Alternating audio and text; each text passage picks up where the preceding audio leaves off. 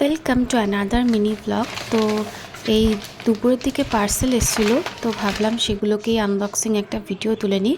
গরমকালের জন্য আমি একটা জিনিস ফ্লিপকার্ট থেকে অর্ডার দিয়েছি। এটা গরমে খুবই কাজে লাগবে।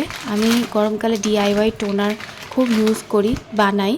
তো তার জন্য কিছু স্প্রে বটলের দরকার ছিল। তো ফ্লিপকার্ট থেকে মাত্র 77 রুপিসে এই 3 সেট অফ স্প্রে বটলস আমি অর্ডার করেছিলাম।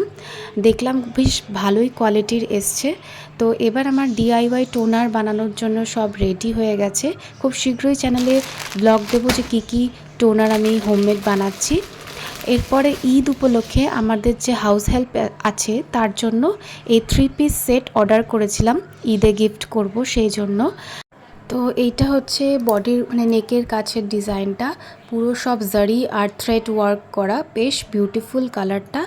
এটা সামার অ্যাপ্রোপ্রিয়েট একটা কালার, পেস্তা কালার। আর এটা হচ্ছে হাতা ডিজাইনটা, আর এটা হচ্ছে ওই ট্রাউজার প্যান্টের পায়ের দিকের ডিজাইনটা। এটা একদম কোনো অকেশনে ঈদ পারপাসে যাতে পরতে পারে সেই দেখেই নেওয়া হয়েছিল। আর এটা হচ্ছে দুপাট্টাটা আমার বেশ পছন্দ হয়েছে। দেখুন কি সুন্দর দুপাট্টাটা।